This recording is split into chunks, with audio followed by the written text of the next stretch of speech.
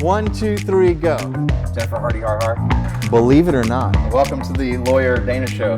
the Lawyer Dana podcast. Wow, we have a lot to talk about. And we're going to do it right after this. Welcome to the Lawyer Dana Podcast. And I think one thing that I've learned is I'm not really competing against anyone else. I'm only competing with and against myself. Exactly. It's how well you can do, and it's the mindset game. Because as Todd mentioned, any sport, you ask how much of your sport is physical and how much of it is mental, they'll tell you 90%. How much do you work on the mental game? Well, none. Yeah, that's an interesting statistic. You ask any Olympic athlete or any PGA Tour player or anybody, what percentage of your sport's mental, you're going to get a big number back. The number I get back is my sport's 90% mental. Then you ask a second question. Well, since you've been doing it, what percentage of your time and money have you spent on the mental game? It's a very low number. And that just doesn't make sense. I mean, you wouldn't do that in any other aspect of your life. If you were in business and 90% of your revenue came from 10% of your customers, you would take really good care of those 10%. Right. But you almost ignore the mental game in sport. And it makes sense because a lot of people who don't do well in something like a sport, they'll say, I was in my head tonight, or I wasn't in the right mind frame. Well, You'll hear that a lot, which means it's their mental. And Jennifer, look at the practice of law and the lawyers that we have. Mm-hmm. How much of that is, look at the ones that are in the right headspace, especially in handling family law and where you're dealing with divorce and death a lot. Because we deal with anything for people coming into your family. We deal with anything of people going out of your family. Mm-hmm. And most of the time somebody's leaving your family, it's from a divorce or a death. And if you're not in the right headspace, look at the lawyers who have lasted at our firm and look at the lawyers who haven't. Right. Most of the ones that haven't are not they're doing nothing with their mental game. And if I'm failing the firm at all, it's in not figuring out a way to teach the people that we work with the mental games and the mental things that we do. Well, you're not alone because the world abounds with technical form instructors. You think about this. Yep. We drove past a couple of big high schools getting here from Frisco, and all of those high schools have football coaches, basketball coaches, golf coaches, coaches, mm-hmm. and they're teaching form. How many mental coaches were in your high school? How many courses did you have on how to think? None. If you've ever taken a lesson in anything on how to do anything, if you take a lesson in golf or shooting or anything, and they'll tell you, here's what you need to do, here's what your body needs to do, but they don't tell you what you're supposed to think about while you're doing it. They leave that up to the athlete. Well, the athlete doesn't know what to think about. And so what we have made a business about is to say, we study what the winners are thinking, not Exactly. just what they're doing. There's plenty of guys that can tell you how to point a shotgun or hit a golf club or hold a golf club or hit a shot. But what we have done is Helen and I have spent 40 years trying to figure out what's the best thing to think about. Is there an optimum level of thoughts? And is there a system that you can put together that allows you to have mental consistency? And if you can have mental consistency, you can have technical consistency. And this system can be used, I developed it for rifle shooting originally, but I found out that that same system works for golf. That same system works for any proactive sport. It also works for preparation for almost anything that you do. This system works. And to have mental consistency gives you confidence and it eases away the tension and reduces the pressure so that you can go in and have a comfortable time or a more comfortable time of executing the task, whatever the task is.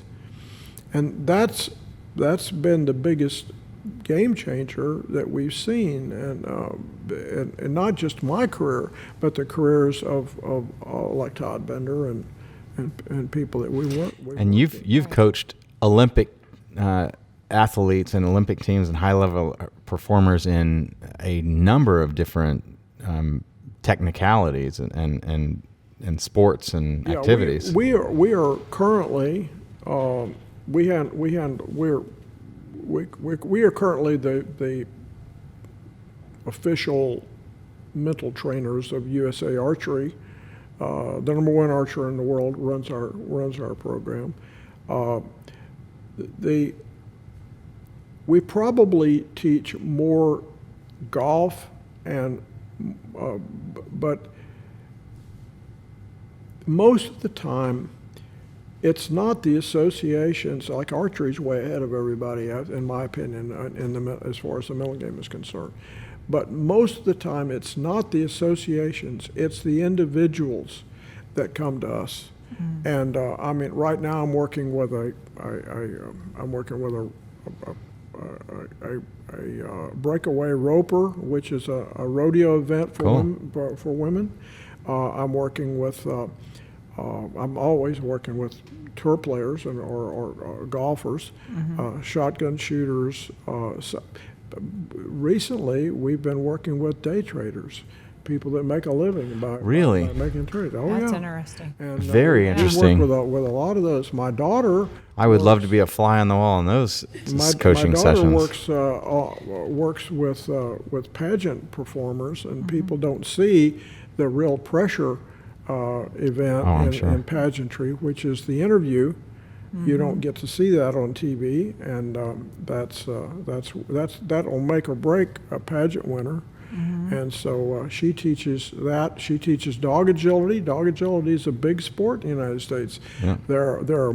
You think shotgun's big? Dog agility is 3 times. Is it really? There's 3 times as many competitors. And here's another big thing about dog agility, that our client is the competitor, somebody who goes to 10 or more tournaments a year. Okay, that's me. So years ago, we had an order for 1,000 copies of With Winning in Mind, and I said, "Who's ordering 1,000 copies?" And so, well, was it Dana Palmer? I only ordered them by the 100. It's this person that sells to dog sports, and I thought, well, what the heck is that? And well, it's agility, dog agility. And I said, well, I don't know anything about dog agility. And so I found one of our clients said, well, I'll tell you whatever you want to know about it.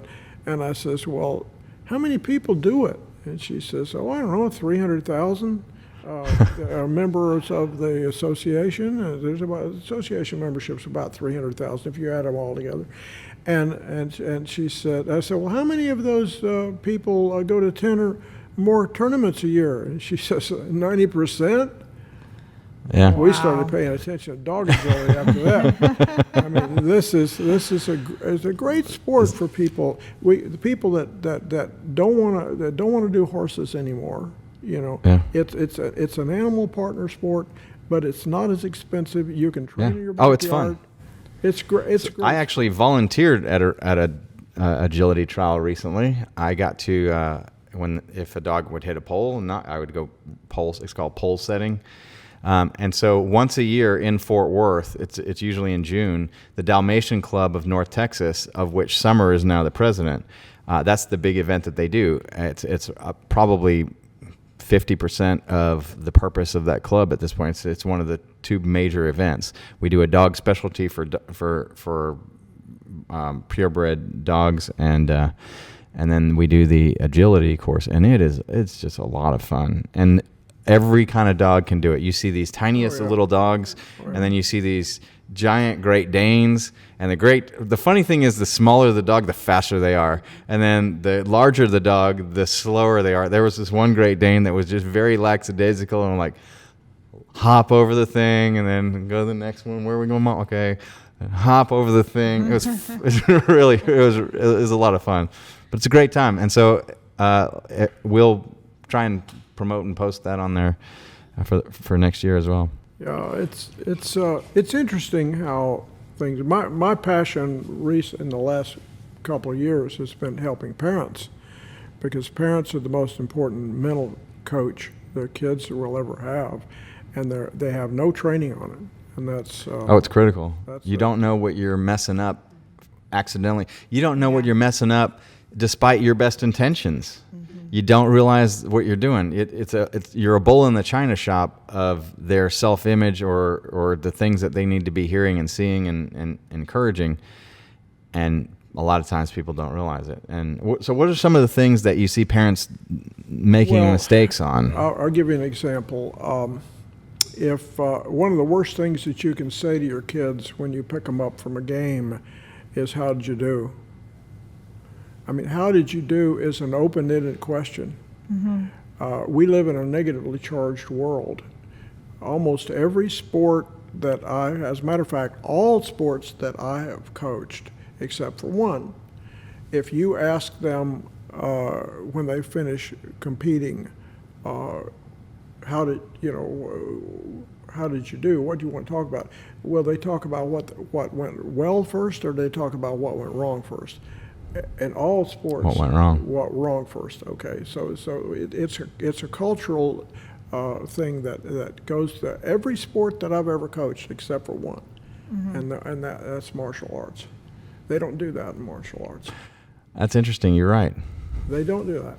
And they don't teach martial arts the same way that you teach shotgun shooting or golf or anything else that you do. It's not about what you're doing wrong. It's about how do you do what you're doing better. Yeah. And that is the reason why they're a little bit ahead on that area. So what a parent should say to their children is don't ask an open-ended question that could be answered both with a positive or a negative answer, because every time that they talk about the problem, they become it.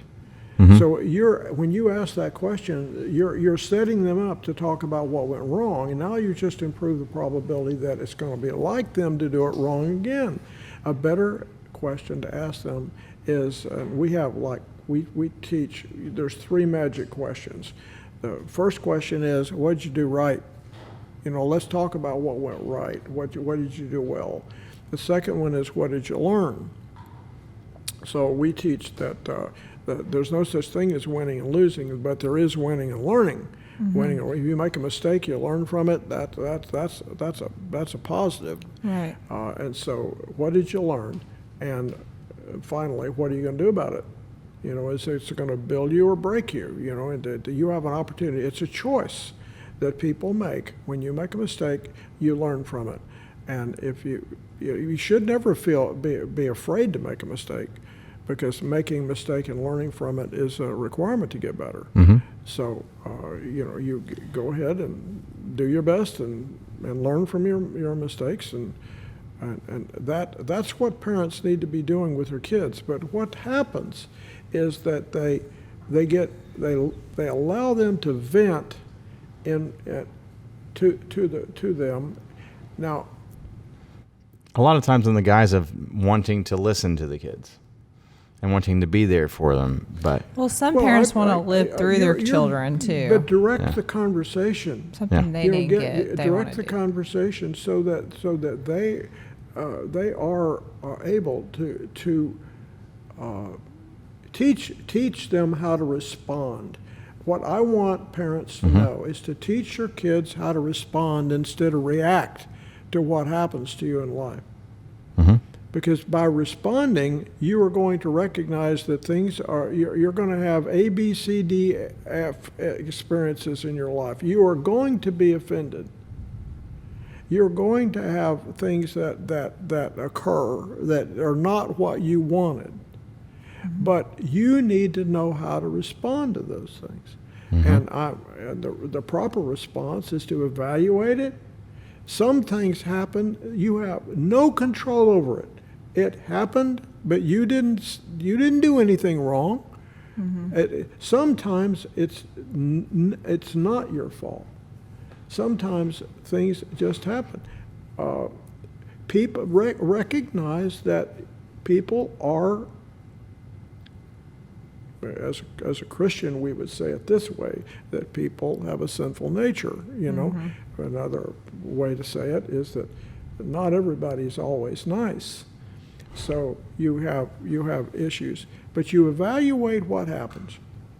You say to yourself, if I'm responsible for that mistake, what's that teaching me? What can I learn from that? There's a lesson here, so I'm gonna learn, and so that I won't make the mistake in the future. Because getting angry, beating yourself up doesn't work. Right. Yep. So you'll never see a bestseller book sell a lot that says the power of negative thinking. Negative is a good motivator. I mean, you can motivate people. You can tell people, if you do that again, I'll bust. You're gonna get a spanking. Okay, that's motivated. But you remember when we used to hear stories about teachers making kids that talked in class, you need to write on the board, "I will not talk in class," 500 times? Yes. Every time they write, "I will not talk in class," what are they picturing? Talking in class. Talking in class. You just improved the probability that they're going to talk in class. You made it like them to think about what you didn't want them to do. That's what parents do all the time. Parents come in, they got a report card, and you say, well, you made an A last 6 weeks in this course. You made a C this time. What happened? Did you not do your homework? Did you not pay attention to the teacher? Do you not like this subject anymore? What's a C? And you're imprinting those things on them every time. You're forcing the kids to talk about the problem. Well, every time you talk about the problem, you become whatever. Every time you think about something, talk about something, write about something, your self-image moves in that direction. Your self-image becomes what you're picturing, becomes what you're talking about, becomes what you're writing about. So you've got to change that, because if you don't change your self-image, they're going to do whatever the self-image. Would it have been better to ask, in the situation where the kid has an A one semester and then a C this semester, would it have been better to ask, what did you do well in the first semester that helped you get the A? Yeah, that would be good. But you're getting them to reinforce what they did right. You might be a good question to ask them. Even this would be a good question. What did you do well? Exactly. In that C? What did you do well in that class? Mm-hmm. And then ask the second question. Well, what did you learn? Is an A important to you? If an A is important to you, what are you going to do about it? What is trying to get them to picture the solution, not the problem. Every time you picture the problem, your self-image shrinks. Every time you picture the solution to a problem, your self-image grows. So that's, if I could get parents to just teach how to respond and not react, that solves a multitude of problems in youth sports and in their control of their lives. And we need to do that as adults. We need to wait a minute, don't get mad. Figure out what is it. Okay, this happened. So What's this teaching me? This is exactly what we are trying to bring into the Palmer Law Group. Well, exactly what he's saying is actually how I've managed people. I've managed people for 23 years, and that's how I've done it. Like, if someone made a mistake, I always looked at it as a learning experience. You just learn from that. Now, if they continue to make the same one over and over again, then we have a problem. But if it was something that, as like a new manager, and they're trying to figure something out, and they didn't do it exactly the right way, well, I didn't look at that as a bad thing. I looked at it as, hey, you know what? You just learned something. Right. You gain knowledge from that. You can tell me what you did wrong and what you need to do next time to make it better or do it differently. I look at that as a great thing because it's an imprint in somebody's mind. then, if they're sitting there beating themselves up over it, or I in return is beating them up over it, then we're not going to get anywhere. But I like your advice with your kids, because I do those things. I'm like, how was it? How did you do? You have to. I do say that. You've got to read parenting but my parenting kids, champions as soon as you can. Obviously, I've imprinted a positive nature in my kids, because my kids are always like, I did great. Da, da, da, da, da. They never point out their what they didn't do right. Like, they're very positive about how they do things. It's just like my daughter. How'd you do today in tutoring? I did good. I got my sticker. Da, da, da, da, and I'm like, okay, good. So she feels good about herself, which is what I want. But like, if I'm at their game and I watch them play, and they tell me how good they did, I also give them some constructive feedback. I'm like, okay, you did really good at this, this, and this. Now, this is something I think we need to work on together. Let's figure out how we can work on this. So I've always done that. Now, I don't know if I'm doing that correctly, but... Well, you're doing a lot of things right, because your kids are recognizing that they need to respond. I like for people, when they do things well, to think about it, because the more that they think about what they did right, the greater the probability they're going to do it right in the future. I just don't think it's a good idea to complain to other people about what you're doing wrong, because you're actually improving the probability you're going to do it wrong in the future. Right. And now there is and I'm not saying that parents should never talk about the problem. You talk about the problem when they don't know they have a problem. Right. I mean, if your child is 4 years old and is trying to play in the street, you're for sure gonna tell them, don't play in the street. You know, and you're gonna bring up that. But you want to minimize. Understand that every time they think about the problem, that their self-image gets imprinted in a negative way. You can't avoid some of it, but you can try to avoid unnecessary imprints about something that's negative, and to try to increase the imprints of the solution to that. That's what my dad did. My dad was really good at that. He never really, I don't think he ever said the word self-image to me. But what he did do is, when I shot a bad shot, he was my first coach. When I shot a bad shot, he didn't tell me, here's what you're doing wrong. He always said to me that everything we do in life has one best way to do it. We're going to learn everything we can about that one best way. But when I shot a bad shot, he would say to me, he says, okay, what do we need to do? What do you need to do to make it better? What do you need to do? So that phrase, what do you need to do, is a really good phrase for parents to say, I'm going to tell my kids, what do you need to do? Or here's what you need to do if they don't know.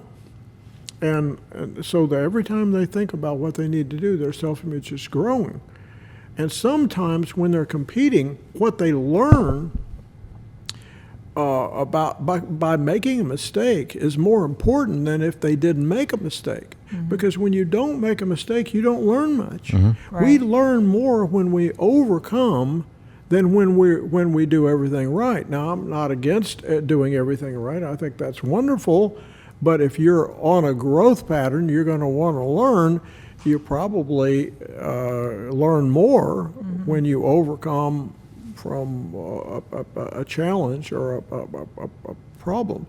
I can tell you that most things that happen to children while they're still at home, that parents can talk to their kids about, that they think are tragic and terrible, are actually important and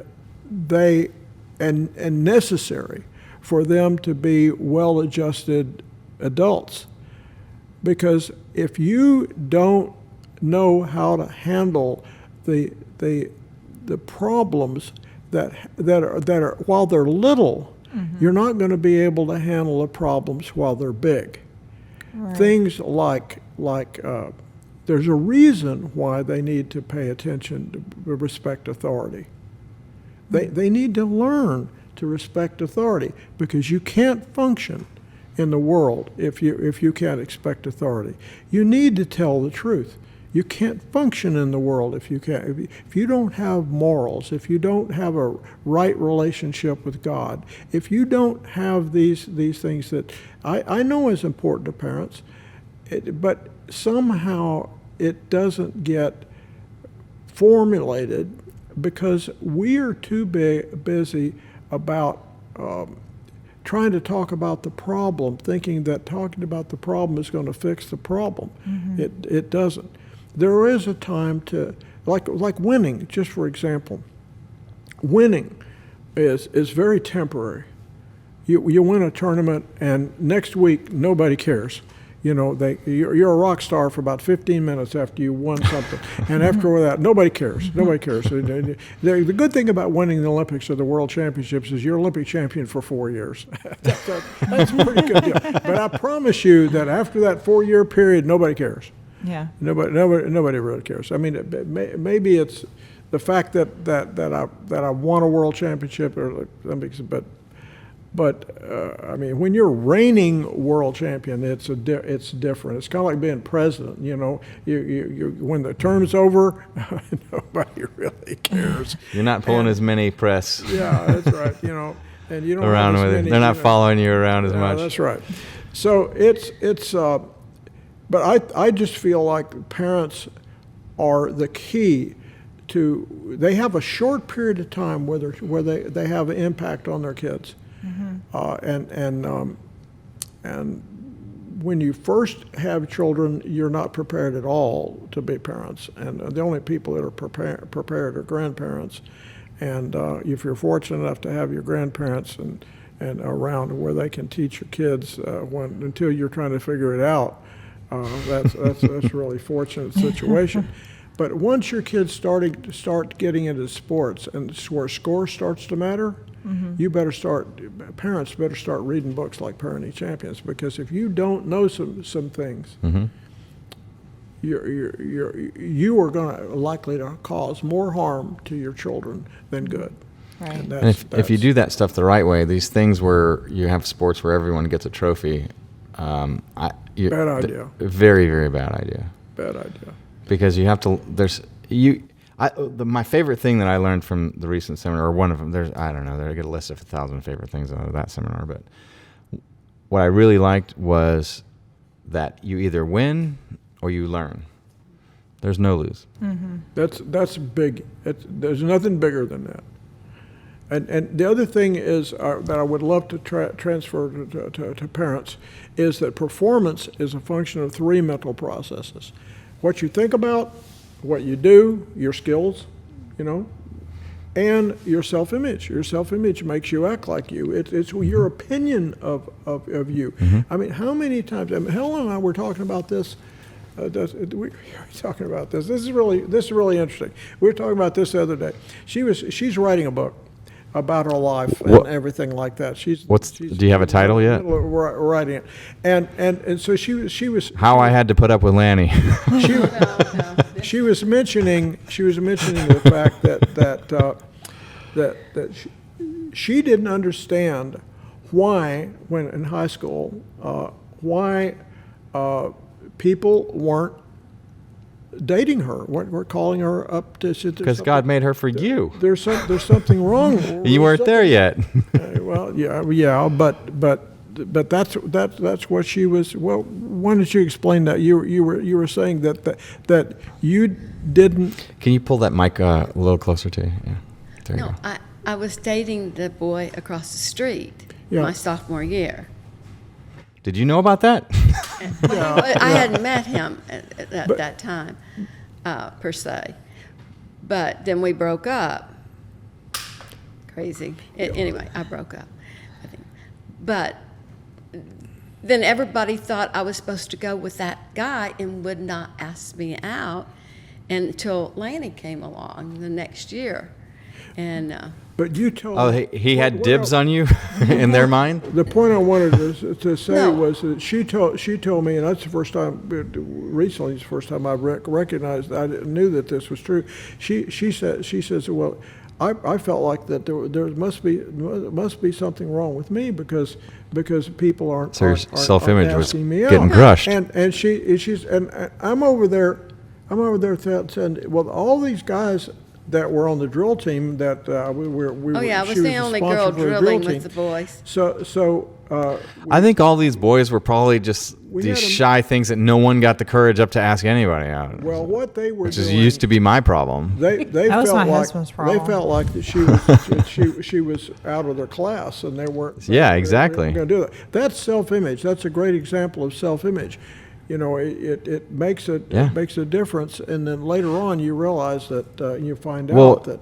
You find out that girl that everybody likes never ever got asked out because everybody thought that she was out of their league and their self-image wasn't big enough to overcome, and then her self-image is small too because of that phenomenon. Everybody, all the guys were just afraid to do it and Well, it intimidated. worked for me.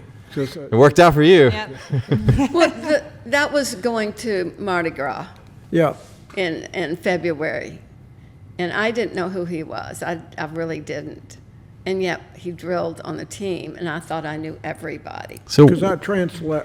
transferred. in. what is this drilling on the team? I don't know what that is. Military style drill. Oh, okay. Okay. Military drill team. Military, Gotcha. yes. Because It drill team at my high school was Was it like the girls ROTC? who Yes. twirled the things, I I thought. was on that one too my senior year because that's when it came into our school where the girls did a drill team. Yeah. And Got ya. but no, that was the interesting thing. I got on the bus. There were 5 girls, the rest were boys, and we had a chaperone, and the boys had several chaperones. But I was the drill team sweetheart, as they called us back then, sweethearts. And I was the one that drilled with them through the fall in competition. And so I knew how to drill from the year before. That's another story. And so I guess the other girls just kind of went, well, they just did their own thing. Mm-hmm. So when I got on the bus, they're together and with a bunch of boys, and so I just sat down in another seat by myself. So then when he comes on board, all these other guys that I Lanny's know like, "Oh, I just like that passed seat." me by. They'd say hi and hardly looked at me. And I'd known them since who knows how long. Mm-hmm. And then he comes on, I had no clue who he was. And he says, "Is your seat taken?" And I said, "No, it's not." And he says, "Do you mind if I sit down?" And I said, "No." And that's how we met. And Nice. so all those hours down there and all those hours back, we talked the whole time. I mean, it's like having 10 dates, you know, because, I mean, how long do you go date? You go to a Yeah. movie or something, how Yeah. long do you really talk? Yeah. But we got to know each other really, really well, 13 hours and both That's ways really in cool. a bus. Was that one time that you did that trip, or was it multiple? Yeah, we just went Yeah. down Yeah. one That time. time, Yeah, but by the time we came back Y'all from were school, Yeah, it's a lot of time. we liked each other. You're So. How long have y'all been together now? 55 years. We've been That's married awesome. 55 Wow. years, Yeah. plus the years before. That's awesome. Congratulations. So this So y'all. This probably is what knew healthy like marriage 5 is. Years prior too, right? That was our junior year, Okay. and what, 4 years before? Well, let's see. No, junior year. No, we got married we were 20 when we got married. So we were Okay. 17 then. Okay. So, because we'd turned 17 already that year. That's awesome. Yeah. He's 2 weeks apart, Oh, that's cool. basically. Basically. He's 2 weeks older than me. I had to marry an older man. But you look so much better than him. Yeah, that's true. That's true. That's true. I'm just kidding. And what do you want? I think we're just Everybody jokes. says There's no bearing on reality with that, except You're How not much kidding. I know. older are you than Helen? About 20 years? No. That's awesome. Well, so with that, we're going to wrap this episode of the Lawyer Dana podcast. Yes. So, but a few things I want to point out. So, Parenting Champions is Lanny's. That book is out. We don't have one here because I keep giving his books away. With Winning in Mind, that book changed my life. And I think, after reading with Winning in Mind, I didn't think that there could be a book like Freedom Flight Freedom Flight it's just a rocket ship. It's an amazing book. And that book is what helped me to have lost 40 pounds now. And I mean, ever since I've ever read any of your books or come across you, the things that I've learned from you and from your life's work, it's just phenomenal and incredibly helpful. It's helped with our business. It's helped us. I mean, my business is 30 or 40 times bigger than it was before I had discovered you, and you were instrumental in that. And I didn't even coach with you yet. I hadn't even gotten into any of your actual programs. This is just from listening and to the audio version of With Winning in Mind, and from reading With Winning in Mind, and going through that 10 or 20 times throughout that process, while working even with other coaches. But I took the ideas from With Winning in Mind. I tend to synthesize from every coach, and I'm like the Borg. I'm taking the best of everything that was for you, Rick, Captain Star Trek. You know what I mean by the Borg? Yeah, with Star Trek. Okay, so anyway, but I assimilate all of the good things because my personal why is to find a better way and then share it with others. That's everything that I'm doing, and why I invest in all these courses. That's what you did. That's exactly what I did. That was your mission from 1972 to 76, and then you turned it into your life's work since then. And what I love about, I always find the really truest and best coaches are the ones who have done it to a level of maximum excellence. Just, you find the best in the world and coach with them. And that's what I've done over time and have assimilated those things. And that's why also, so that's part of my why is the finding of the better way. And then the equally important part of my why is, and share it with others. That's why we have the podcast. That's why I am in my company. It's not as much about me being in it and doing the work or trying to get personal fulfillment out of it. Now it's much more, I'm trying to replicate it in that others have to do it. It can't just be the Dana magic. It has to be, how do I teach them the magic so that we can, Daniel's got magic and Jennifer's got magic, and they can achieve to the levels that I've achieved and more. And I'm a great cheerleader for anybody who, if you can exceed me and I've taught you how to, if I taught you everything I knew and you did better than me, cheers. I love when people around me do well. And so in this podcast, and thank you all again for being here, because it's helping me fulfill my why, and it gives me energy to do this. A lot of times people are like, the crew might be getting tired, and I'm always like, we get to the end of the day, I'm like, okay, I'm ready to start now. Let's go.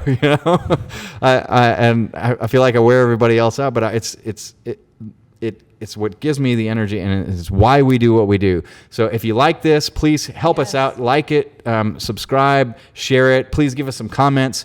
And then we're going to be signing 3 of these copies and give these away. So yes, and check out Lanny's website, Mental Management Yeah, Systems. go to mentalmanagement.com.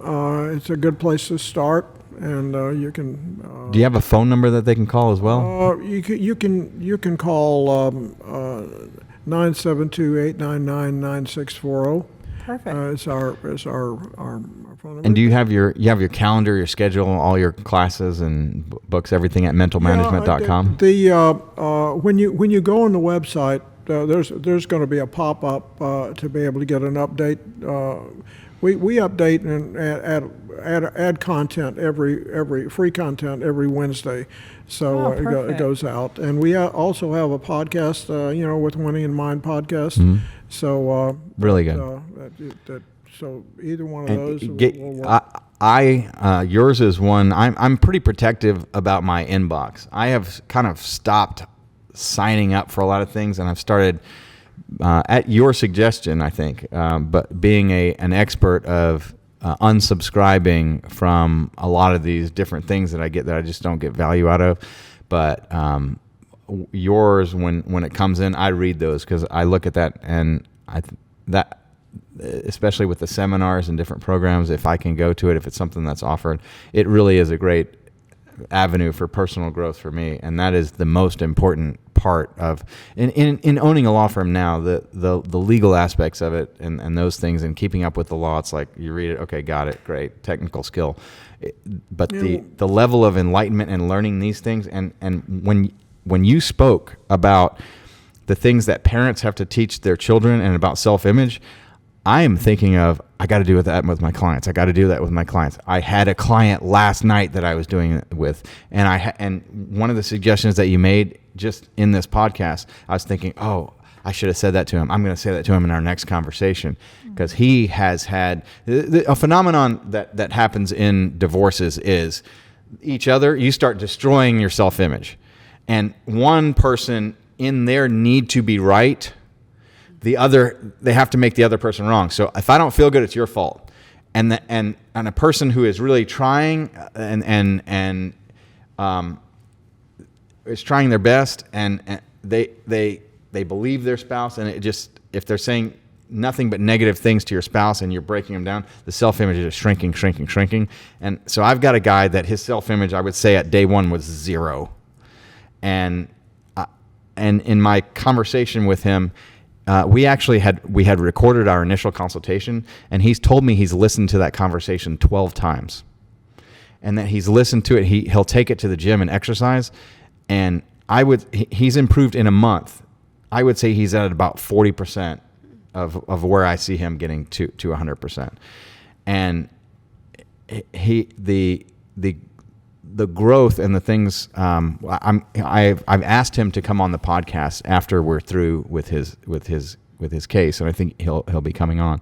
But it's so closely related to the self-image and mindset and things that I've been learning from you. So I just thank you very much for that. Thank you for being here. Thank you for bringing your lovely better half in the payback time here. You'll have to come back Yes. on, and we got to talk Yes. about that. Yes. So yes. you're going to please come back. Yes. I'm really looking forward to that book because again, that's a niche that no one even knows is needed, because it's all about the champion, right? Helen's name's not in the record book, those things, but he couldn't be there without you. And all those champions, they can't get there without the support of their spouse. And there's not really people out there going, hey, I'm the spouse of a champion. Here's what you need to know. Here's what I went through. Here's my rear view mirror that you can look in. I mean, if you're following another car, what's if you're in the dark, you can't see anything, and it's raining, bad weather, but you can see the tail lights of the car in front of you. What do? Follow that car, and especially if you can see in their rear view mirror, or you can see where they're going, that's extremely valuable. So if you've been down there, if you've charted if you've what's it called, rolled down, if you've gone down uncharted territory, if you pioneered uncharted territory, which we all do. All of our lives is uncharted territory, and we are the pioneers through it. The information that you have there to share, I'm really looking forward to your book, and I think a lot of people, I think you could go to the Olympics and go, hey, or you go to the Olympic Village and go, hey, you guys are all going to take Helen's book back to your spouse, right? Or even before then, anybody who's wanting to go to the Olympics or to be a competitor at anything, I think that you should take these to go up to the Dallas Cowboys locker room and go, hey guys, y'all are all buying Helen's book, right? To give to your spouse, right? You guys want to win a championship this year? Probably need to read Helen's book. And those type of things. So I hope I haven't built it up too much, but I'm looking forward to your book. Yeah. So that's the long way that I say, hey, I'd like to read Helen's book. So. Well, thank you for joining us today. We're really glad that y'all came on. My pleasure. And We appreciate it. And we'll see you on the next episode. Subscribe to our page. Continue watching. We have a lot more guests coming our direction. So, yes. Bye. Bye. The Lawyer Dana Podcast.